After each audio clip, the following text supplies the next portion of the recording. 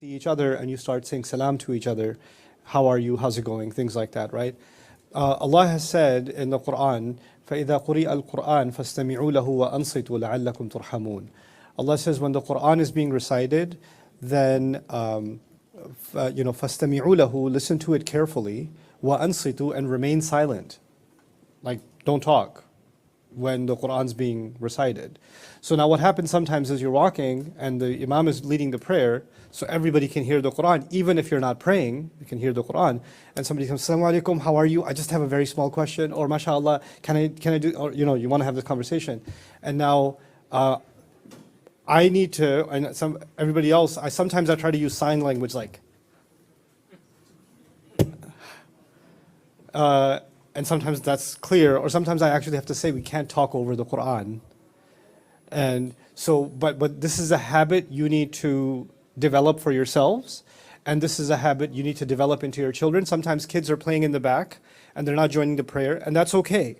But even if they're not joining the prayer, part of your training at home should be, even if you're not praying and the Quran's being recited, we need to remain silent. And sometimes you have, for example, Quran playing in the car, because it's Ramadan, right? So you're listening to recitation in the car. And then you get a phone call, or you're talking to your wife or somebody in the car while the Quran is playing.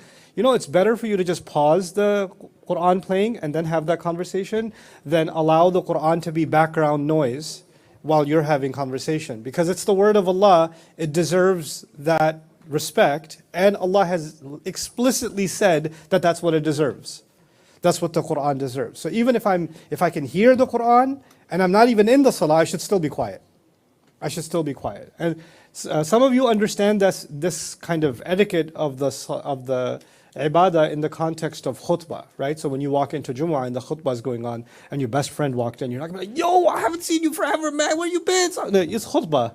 Everybody knows you're not supposed to do that, right? So you already know that you don't want to burn your good deeds, but expand that same etiquette, that same decorum that you observe to not want to burn your good deeds during the Jumu'ah khutbah or during the salah. The same thing should be, the same courtesy should be awarded to the Quran if it can be heard.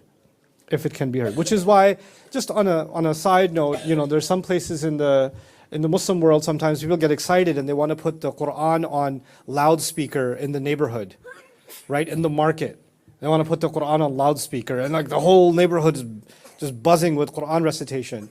The only problem I have with that is you're keeping people from doing their business, and the only way they can do their business now is by disobeying this verdict of Allah Himself. You should be quiet and listen to the Quran. So there's an environment in which the Quran recitation should be happening, and when you find yourself in that environment, then you and I should observe that to the best of our ability. May Allah forgive our shortcomings, and may Allah Azza wa Jal make us attentive listeners and benefiters from His own words. Okay, so